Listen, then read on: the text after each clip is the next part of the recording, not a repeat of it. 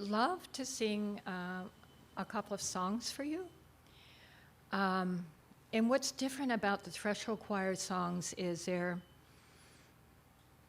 just getting you centered in the present moment.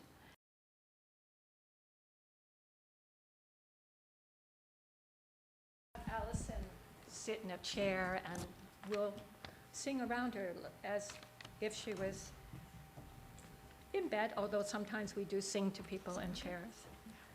And when we practice with each other, we have like a lounge chair, and we sing for each other in rehearsals too. So, so we all know what it's like to receive. Am I going over there? Oh, okay, sure, I could do that. Oh, I'll stay. Okay.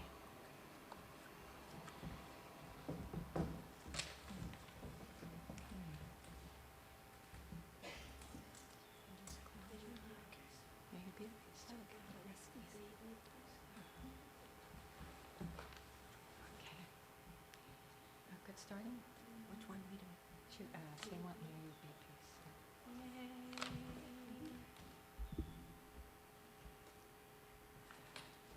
May you be at peace. May you be at ease. May you be free.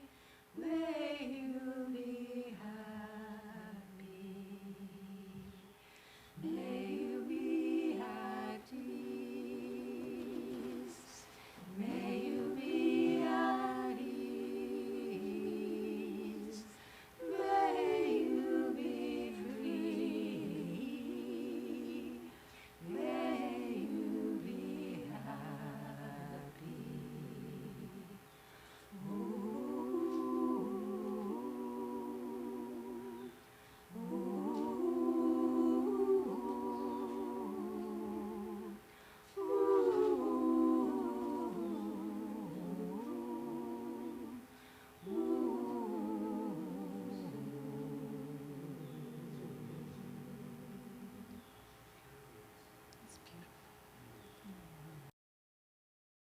Phone out to over to David Gorn. David Gorn is a lot of you know him. He's been involved in a lot of things. Right now he's doing his own podcast called Our Stories. He's also on the Planning Commission right now, and some of you may know him from his days at the Half Moon Bay Review, or maybe even KQED as a news editor. So he is going to be moderating today's discussion with Rabbi Moshe Heyn and with Gabrielle Jimenez. And so I'm going to pass the microphone so he can give a proper introduction. Thanks, Ron. At 40-something, I decided to change my whole life and go to school to be a hospice nurse because I wanted to help improve the way people are cared for at the end of their life. And I have witnessed 2,000 last breaths, and that's impressive and scary, and some people wonder why, like you said. But the truth is, I think we do this work because we can. I can't do other jobs. Like, there are some things I'm not capable of or couldn't be called to. So I think I do this work, especially speaking and writing and teaching, so that I know that people who are at the end of their life or people who love someone who's at the end of life have the tools they need to do this work on their own with confidence and with less fear. Well, so I wasn't going to bring it up, but today is 22 years ago today, my wife died. And so I shouldn't have brought it up. God, I'm going to make myself cry. Yes, you should have brought it up. But, I'm here for you. Yeah. Wow. So the hospice was such a blessing, and the rabbi was such a blessing. And it was, so I think it's underrated, sort of, people don't like to take help, but taking that help was tremendously important. So anyway, my one little piece of advice. maybe we start with the question that I hear over and over and over again, which is, how can you tell when it's time for hospice or when it's time for ending your life? A lot of times people are, while they're still cognitively all there, they don't want to die. But once they get to be cognitively impaired, maybe they do, but they're cognitively impaired. So take us through some of the logistics of end of life. Yeah, go ahead. I think when we age, when we decline from age or illness, there are certain changes that we experience. And some doctors might say, oh, you're not quite ready for hospice yet. Some want you to keep doing treatments or try other things. Well, meanwhile, this person is suffering emotionally, physically, spiritually. And I think that the thing that we want to do most importantly for someone who is declining for whatever reason is to be their advocate. If someone is saying, I don't think you're ready yet, say, I think they are. And have that conversation. Because our bodies know what to do. They're amazing. And they send us signs. When we're strong and healthy, they might send us signs like our legs aren't as strong, or we might get headaches, or we might have reactions to foods, or whatever our bodies tell us what to do. They tell us how to live, and they tell us how to die. And we need to respond to that, right? And we can usually do the things when we're stronger and healthier. But when our bodies are ready to die, they tell us. We want to eat less, sleep more. We have less energy. Maybe we become a little more confused, a little withdrawn. And when you witness that in someone, that's a sign. That's your body saying, listen. And when you do that, then you want to speak to the doctors and say, hey, these are the things that they're experiencing. Hospice is something that your doctor will suggest when you have a suggested life expectancy of 6 months or less to live. That's just a number they made up. Some people will live a day when they've started hospice. Some will live several years. Yeah, that's one of the misconceptions and myths about hospice and death and dying. I hear it all the time, but hospice can be years and years. People don't realize that, but the one real criteria besides receiving a diagnosis is losing weight. When they start losing weight, they eat less and sleep more. I would say that's when you want to start paying attention. That's a good point. Moshe? I'll just add that it's, at some point, if it's a family member, that it looks like we might be coming to the end of the road. You got to have somebody there for you, and you got to make some kind of plan. You can't just, everything just doesn't all stop, Mm-hmm.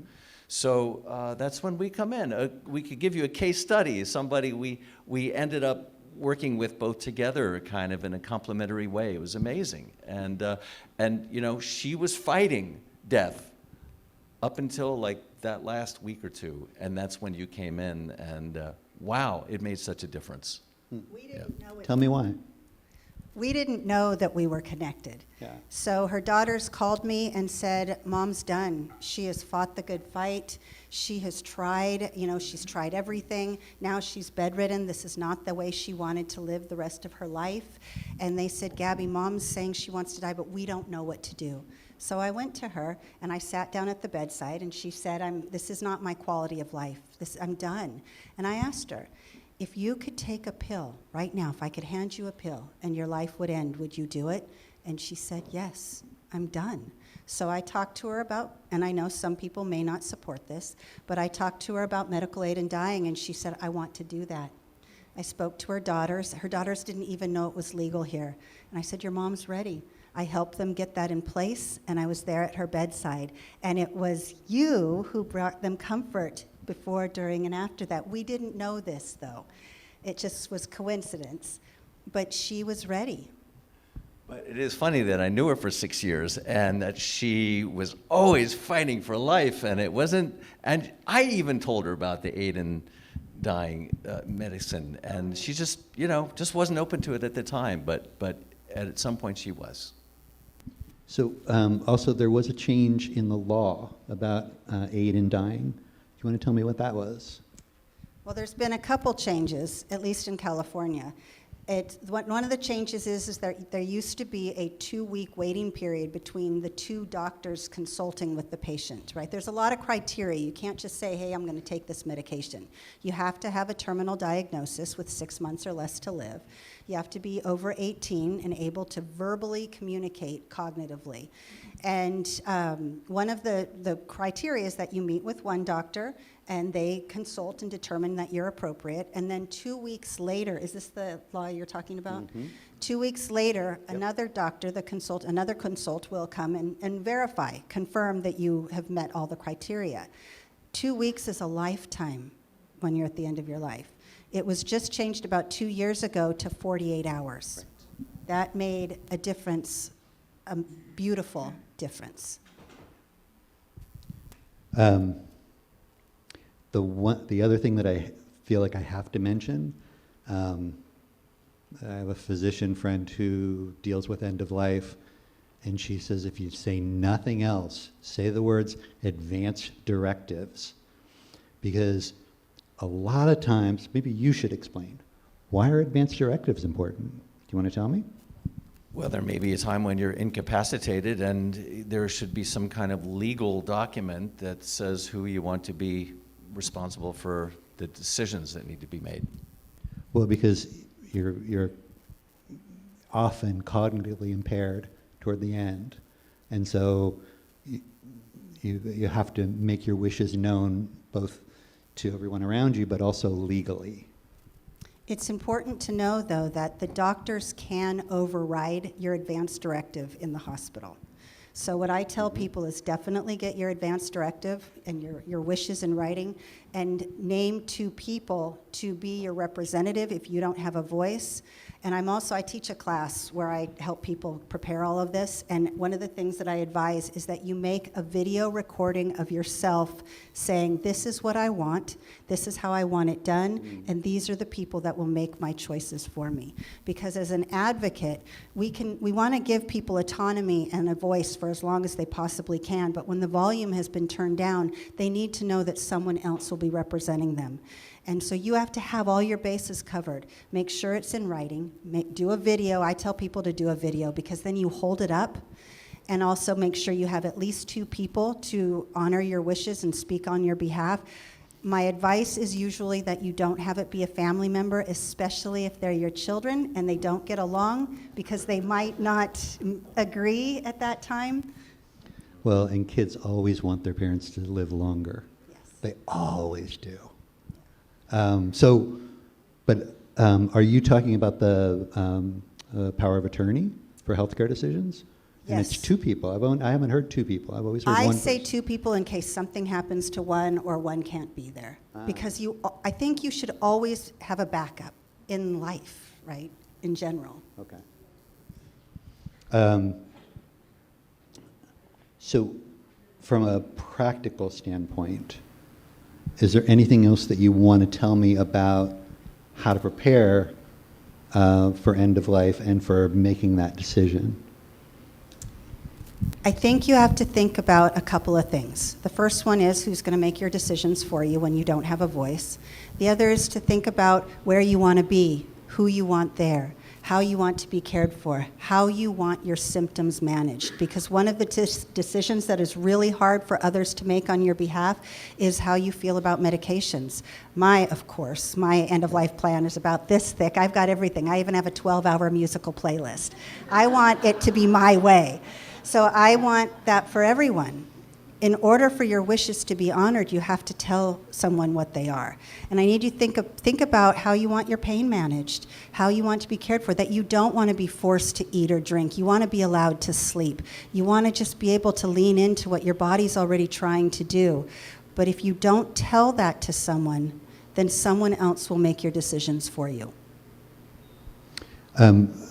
Ron, can you go around and collect any cards with questions, just to make sure that everybody gets the questions answered? And then Rabbi Moshe? Yeah, I might as well say that, when it comes to practical things, call Gabby. But because I work on an interdisciplinary team where there's a doctor, a nurse, a social worker, and a chaplain. So when it comes to practical things, the other members of the team deal with most of the practical issues, I do from time to time, but my role is not really to address those practical issues. I can refer out. One thing I will say for you is that the two most misunderstood members of the hospice team are the chaplain and the social worker. And I think that's something you want to be put in writing too. If you have a strong faith and there is something really important that you want to have someone pray for you or read to you at your bedside, have that prepared. Or if you want someone to come from the spiritual perspective, invite them in. And one thing I have learned is that people with a strong faith have less fear. They know where they're going. They know who's going to be there. People who don't often have the curiosity. Where am I going? What's going to happen? What's this going to be like? And the hospice chaplain isn't going to tell you that. They're going to listen to you in a way that's going to make you feel heard and help you make peace with what might happen after. So my recommendation is that you cover yourself physically, emotionally, and spiritually. Beautifully said, beautifully said. And I would say that, far from serving as in a religious role, the chaplain helps in other ways, and in my case, I think I'm more of a values-based. I have a values-based approach. And you mentioned love and fear. I can tell right away. Usually I'll call the family and say, okay, hi, you just came onto our service. I'm the chaplain. Oh, that's okay. We don't need a chaplain. That's the end of the conversation. It's unfortunate. So I ask you, and you probably tell people, when the chaplain calls, give them a break. Just let them come to see you at least once. And oftentimes they discover that, wow, there's a lot of other things we could talk about besides religion. They're the best listeners.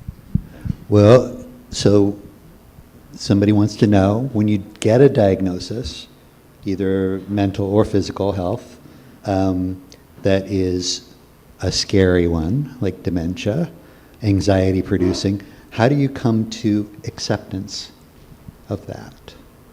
Both the person who's going through it and the family member that's accompanying them. I need a minute to think about that. You want to say anything? I don't know if you come to acceptance. I think maybe you learn to make peace with it and find a way to move forward with a sense of grace.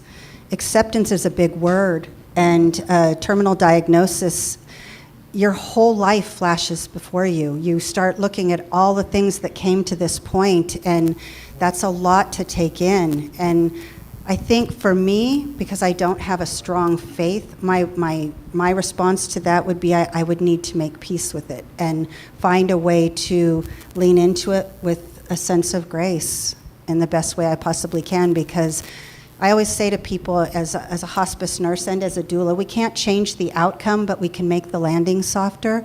I want to make my landing softer, so I need to make peace with it. David, in response to that question, I don't come into this situation with an agenda. If they ask me, how do I come to acceptance? And then that's a whole different approach. I think my primary responsibility and role is that of being a witness. Witnessing the good that I see when I encounter a person and, reinforcing that. Blake, are you able to show that image I was talking about? I felt compelled to share that, because I have a values-based approach.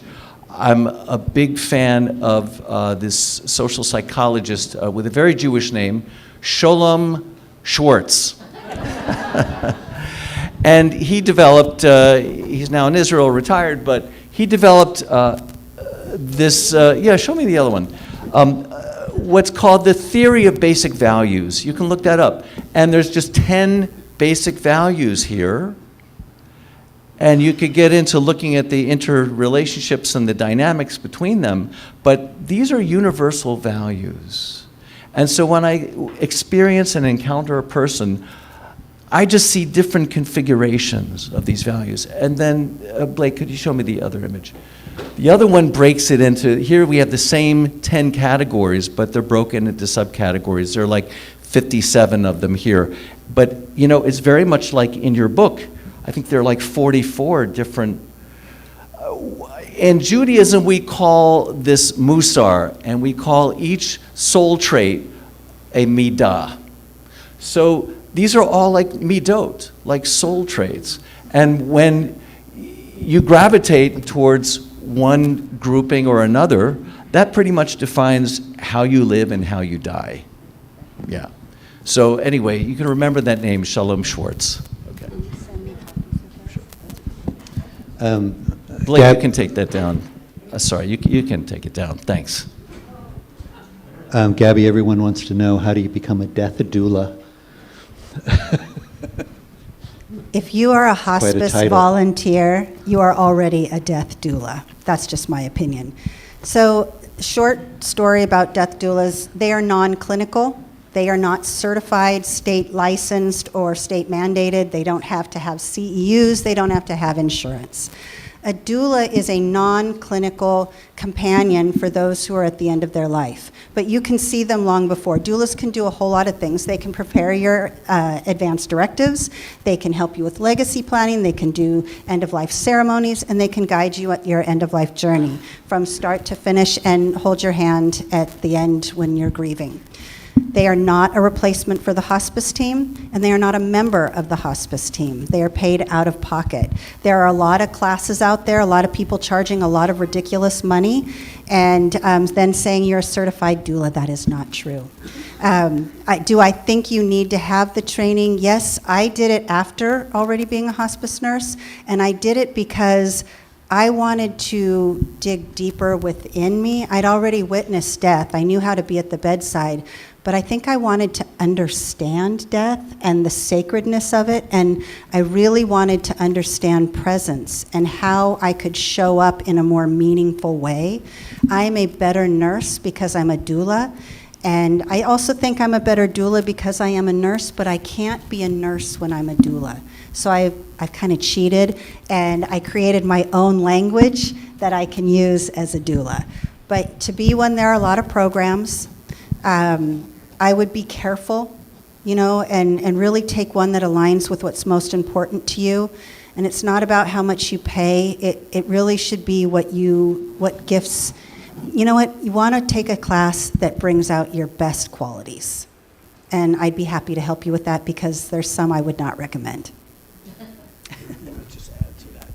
This is probably true for you, but it's true for me, that this work is a spiritual practice, right?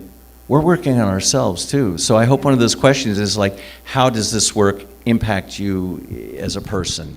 So how does this work impact you as a person? I'm serious.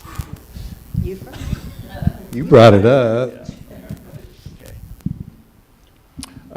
Let's see, it's an opportunity. I think the best thing we can do on this planet is to bless and be blessed by one another.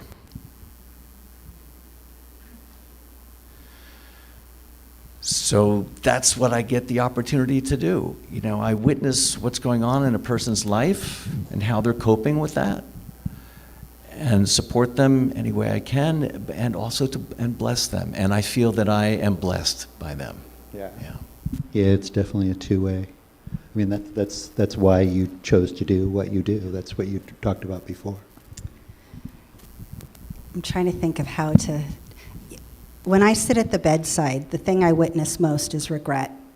No one ever says, I'm glad I worked so hard. Never. They all say, I wish I had done all the things I had talked about. I wished I didn't hold on to grudges and anger for so long. And I think that for me, what this work has taught me is that life is precious and life is fragile. But more than that, I don't want to die with regret. I had a really traumatic childhood, and I had a lot of bad things happen, and I wore them like a heavy bag of bricks my whole life, thinking I had to take it with me everywhere I went. They're heavy, and they got in my way. Working in this field taught me to let them go, because I'm so grateful to be alive, and I want to savor each day with childlike enthusiasm. And it just doesn't pay to be angry or hold on to things that have absolutely no need in your life anymore. So I think that's what this work has taught me. So I want to ask you a couple of specifics again, which is the laws regarding death Medical aid in dying. without a terminal diagnosis. Say that again? It's the new legality regarding death with dignity without a terminal diagnosis. That's But- not Yeah, a thing. I haven't heard of that, so I just thought I would. In order to be appropriate in California to take the medical aid in dying, and in California it's called End of Life Option Act. And we actually I don't refer to it as death with dignity. I think in Oregon they might, but in California, you have to have a terminal diagnosis with 6 months or less to live. You do not have to be on hospice to take it, but it's easier to have the doctor's visits. As a doula, I will not take on a client that is not on hospice. So there are some legalities and some criteria that you have to follow, and that is not one of I them. think it was probably out of state, Okay. because that was my experience too. But, In Switzerland, I think it's Switzerland, you can, I mean, that's a lot easier. In Canada, they have a different way as well, but I do think you have to have a terminal diagnosis. well, and there's a question here about POLST, and how does that fit into advanced directive? Can you explain that? So usually, at least from my experience, the POLST is that piece of pink paper that when you are given a terminal diagnosis, the doctor will fill it out for you and you put it on your fridge. That determines who your durable power attorney is, but also how you want to be cared for at the end of life. Do you want medications? Do you want comfort care only? So it really outlines your wishes. It is a requirement when you are in hospice that you have the POLST filled out. If something happens, for instance, and you're at home and you fall, right, and your person can't pick you up, the rule on hospice is that you don't call 911, you call hospice. But some people do call 911. If they don't see the POLST on your fridge, which is where it normally is, they will make choices to bring you back to life. That POLST is the difference between DNR and full code.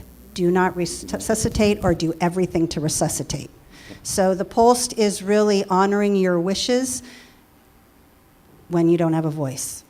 But it's not the same as an advance directive. For people who haven't heard the term, POLST, it's an acronym for something. I don't even know what it is, but that's what it's called. It's Physician's Orders for Life-Sustaining Treatment. Ah, thank you. Thank you. Okay, that's good. it. We should have you up here. So this is on a sort of a similar topic, but you've had decades, both of you. So when you see people who are dying, what gives the person or the family the most peace? What sets them at peace?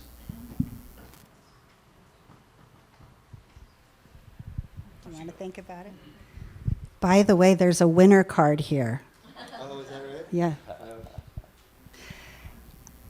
That's a really big question. Yes. I think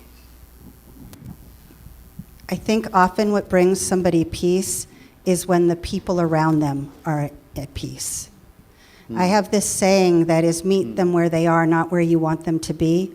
We all have an opinion. We all have our own ideas of how we see this playing out, but someone who's dying, they might have their own way. They may choose to stop eating and drinking. They might choose to just sleep. They might choose to stop all treatments. That gets to be their choice. When someone is dying from age or illness, their autonomy is taken from them. People start telling them how to feel, how to be, what to do, what to think. Our role as those at the bedside is to say, you speak until you no longer have a voice, and when that happens, I will be your voice. And for that person lying in the bed, they need to know that the people at the bedside are showing up, that they're not walking away, that regardless of whether their interests are the same, they are saying, whatever you need, I will do.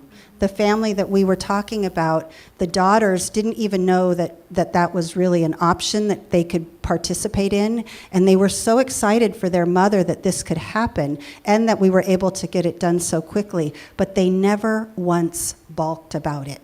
They asked, what do we do? What do we say when we go back to talk to mom? You tell her how proud you are that she made a decision. You tell her that you're going to support her in every single way. Once she heard that, and she even was told by her grandson, Grandma, do this. You're going to see the people that you love, and one day I'm going to see you too. I think they feel peace when the people around them feel peace. That's beautiful. Yeah. Wow. Seriously.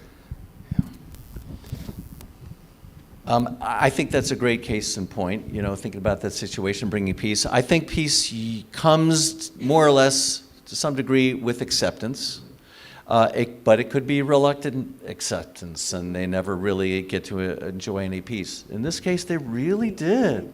Wow. Everyone was so joyful. Yeah, it's just, I think it's an additional step beyond acceptance. That there's got to be, it's usually shared too with the people around them. So it's like a group effort almost. Yeah. Okay. So, Rabbi Moshe, have you witnessed any transcendental experiences during the dying process? And in specifics would be good. And I'm glad I got these cards. I wouldn't ask that. Well, I'm a very spiritual person, but for me, the supernatural is not something that's separate from the natural world. It's just... I'm not saying that you experienced it, but what did you see? Oh. Have other people experienced it? Have you, do Yeah, they say they've experienced it? lights go on and off, at that very instant, and you hear all kinds of stories like that. But yeah, it's transcendental. I think part of my experience is that people live on and visit you in the form of the memories that you have of them, and so I think of some hospice patients that became really good friends, and I think of them often. I usually have pictures of them in my phone too, which is nice. So they live in that way. And for me, I think I've studied teachings of gurus and saints, many who have been long dead, so I have more friends who are dead than who are alive. And I've gotten used to that, so it's not like a supernatural thing for me. I love this conversation so much. Like, we could do this all night. Yeah. Well, there's more. Okay, I'll try to tell you this as quickly as possible. Yes, people, when they're dying, I believe they have this amazing sense of awareness and they see things we don't see. Do they see the loved ones that have passed? Absolutely. Do they see their dogs? Yes. So I'll tell you, I know we don't have time, so I'll make this quick. I had one gentleman that said, Gabby, come here, and brought me closer, and he said, my dogs have been jumping up on the bed. And I said, I didn't even know you had dogs. He goes, no, they're right here, right now. The dogs that had died years before. And he says, does this mean that I'm dying? And I said, you are dying. He goes, does this mean I'm dying soon? And I said, yes. And he said, okay. And I said, but look, you're not doing it alone. And then I'm going to tell one more. And then I had another woman who was a very well-known jazz musician. And she only listened to jazz. It was the only music that was allowed in the home. And her husband, however, had different musical tastes, but was not allowed to listen to his music. And one day he called me, and she was close to dying, and he said, you got to come here. She needs to talk to you right away. And I said, okay. So I'm trying to talk fast so I can do this fast. And she said, Gabby, there is this man that keeps coming and playing music at the end of my bed. And I'm like, that's so cool. And she goes, no, it's gross. He's a hippie. His hair is long. And she describes him, right? And I'm like, oh my God, it's Jerry Garcia. So I was visited. So I pulled up a picture of him, and she goes, that's him. And I'm like, send him to my house and ask him to bring Tom Petty. That would be like the best day ever. Okay. Well, that leads into the next question. And a friend of mine actually did a story on this for NPR, which is, do you have experience with psychedelics at the end of life? Personally or professionally? No, with other people. Yeah. Do other people use them? And it, in particular, the card says to mitigate fear, and I have heard that as well. I have actually had several. I recently just had a gentleman who knew that he was dying, and he wanted to do ayahuasca before he died because he wanted to release some stuff. He came back so peaceful and lovely. I've had others that have been taken some prescribed mushrooms to help reduce fear and anxiety and uncertainty. I'm actually a super big supporter of that, because if you can relax before death, your death will be gentler. Because if you're relaxed in your head and your heart, your body will respond. Oh, wait. Go ahead. Yes. You got something? Yeah. Oh, good. There are, conferences and workshops and courses, for which you could earn a degree where they talk about this very thing. I mean, psychedelics in therapy, and in religion. I mean, it's huge field. So, I think one person noticed the mushrooms on my shirt, but I'm a big proponent of the research, and I have to say that, it can acquaint a person with altered states, which have been with us throughout history, whatever it was that induced them. And many would say that, it's altered states that are the genesis of religion. Mm-hmm. So, so anyway, there's so much to be said about that. But it's good to be acquainted with those states because, people who are dying also experience altered states. Well, yes. A lot of people have revelations and want to have revelations about their life and the people around them. And maybe that's an avenue. I would encourage them to be led by someone who has experience. Yes. Okay. So raise your hand. So this is a really good one that I don't know the answer to. So what are the confidentiality guidelines set up for chaplains and death doulas between the dying, their families, and the medical team? Do you have to tell everything to the medical team or to the family if they've told you something? I think of us as secret keepers. We're often the people at the bedside that someone will tell things that they've never told anyone to. And I hold that with great confidence and respect. I am not going to tell the family. I'm not going to tell anyone because I respect their privacy. I did have a woman who shared with me that she had a daughter before she met her husband, but she never told him. And she had recently contacted her, but she did not introduce her to her family. And she wrote a letter to her daughter and asked me to deliver it. And I didn't think it was going to cause harm, but when someone's dying, if they have something that is heavy or personal that they just want to release, I give them the safe space to do it. And then I have this practice, it's a Buddhist practice called Tonglen, where you say, I will carry this for you, but I'm not going to hold it here. I'm going to let it go. But that doesn't mean verbally. I let it go, in water usually. But I think that we are the holders and the carers and the keepers of people's most personal stuff that they need to let go of before they take a last breath. And I personally don't think there's anything wrong with that. Mm-hmm. If they are considering harming themselves or something like that, then yes, I think I would want to get people involved. Or if there's a deeper darkness that is happening that they would benefit from support, then I would reach out to find someone to help them. I don't have anything to add. So one of the questions here is about dementia, because dementia is runs from one side to the other. And so when people are in that dementia, they may say they want to die, but then later they may not. They may change their mind, but they're not really themselves. So how do you handle that? Like, how do you handle that constant crossover? There's a certain criteria, people, place, and something, I forget exactly what it is, but they have to be of sound mind. The doctor will determine that. Now, there was one case where there was a woman, a patient of mine, who had dementia. But she couldn't tell you whether it was Thursday or Monday, but she was very clear, and had been over a course of weeks, that she was done. And I thought, why can't we let her do ELOA? She's not hallucinating or anything. She just doesn't know what day or what year it is. But does that really matter in the present moment when do you want to live or do you want to die?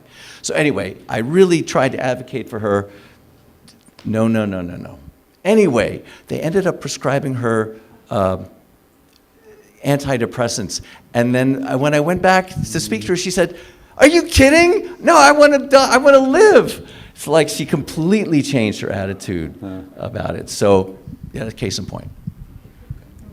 That's one of the biggest criteria with medical aid in dying, EOLOA, is that you have to be of sound mind. And they will determine that with 2 visits from 2 doctors.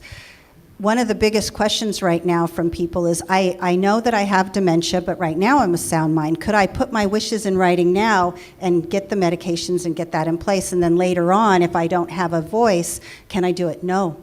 Absolutely not. They have argued that in laws, thinking that maybe we could change that. I wish we could, but at that point, we don't really know. Are they really sure that they still want that? So I kind of like the idea that that's a no. But one of my recent people that I was with who took the medications, one of her diagnoses was dementia. It wasn't her hospice diagnosis, but it is one of her diagnoses. And because she was so cognitive and aware, it would not affect her taking the medication. So she was approved.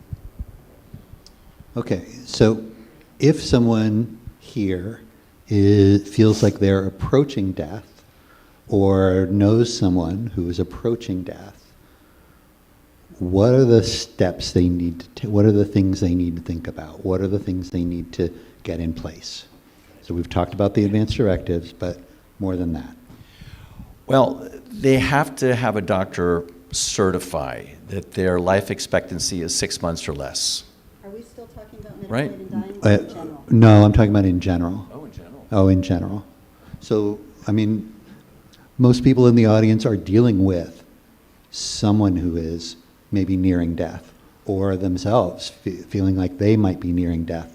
So what is it that they need to do to set their medical care or their, what do they need to watch for and what do they need to do? What would you do? Well, you can speak to that, but, make sure they tell their loved ones that they love them. That's, and make sure that, they're tying things up, right? Mm-hmm. On every level. I think we kind of touched on this earlier. It's thinking of these things. Where do you want to be? Who do you want there? How do you want to be taken care of? What matters most to you? Even down to what music you might want to play. Put those in place, because as you decline, you might not have a voice loud enough to hear. You might not be able to verbalize those things. I always tell people to have the conversation. I wrote a book called The Conversation, and it started out with interviews that I had with people who were dying and the things they wished they had done differently. Mm-hmm. And it all starts with wishing they had talked to the people they loved sooner, before a diagnosis, because their wishes weren't honored. And it's simple things. When my brother was dying, he was lying in the hospital bed, he was non-responsive, and the doctor came in and put his hands on my brother's feet, and my brother's feet twitched, and the doctor said, "Oh, does he have a history of seizures?" I didn't call him a moron, but I wanted to, and I said, "No, he's ticklish." But how would he have known that, right? So I put a big sign on the wall that says, "Please don't touch his feet." So if there is something that is really important to you, if you don't want to be positioned on your back, if you want to make sure you always have socks on, if you don't like lights blaring in your eyes, if you don't want them to bring stargazer lilies and a bouquet of flowers next to your bed, put that in writing now. Okay, so we have to talk about the social worker. So there's just a question about what that social worker does as part of the team. They're amazing. Say yes to the visit. Social workers are not there to find out how bad your childhood was. They're not going to give you therapy. They're not going to sit and talk to you for hours of all the things you did wrong. Social workers are amazing. They have so many resources. One of the misconceptions about hospice is that they provide caregivers. Hospice does not provide caregivers. No. Social workers can help you with that. Social workers can help with funeral plans. If you're out of the country or you're from a different country and you want to send the body to the country, they can help with that. If someone in your family needs to leave work or school to come and help care for them, the social worker can help get a letter written to help maybe keep them still in work, maybe keep them still in school. The social worker has so many resources that can help reduce some costs, maybe with a little bit of insurance questions, but they have so many resources that can make this a lot easier for you, and think of things that you might not realize you need And they can help you deal with some issues, like maybe you have a dysfunctional family and they can help with that too. And they also are really good with helping with kids. Like maybe you've got kids, how are we going to talk to them about what's happening? So say yes to the social worker, say yes to the chaplain. I would also say that nobody really wants to die in the hospital. No. And so often you have an event and you go to the hospital and you can't get out. And it's like, and so that's where the social worker can really make a difference. Totally. And even if it's just, I mean, they may put you on hospice and arrange transport because they know that you want to be home with your people. The social worker can expedite all of that. And I don't just mean the hospice social worker. If you're in the hospital, right. you have a hospital social worker. Ask to speak to them because they can expedite that as well. Yes. Good question. Okay, I have run out of cards, and we are actually at that point where we ask questions. So if somebody has a question that has just come up, Ron, do you have a microphone? I don't know if we can use, yeah. I think we have a question up here in front.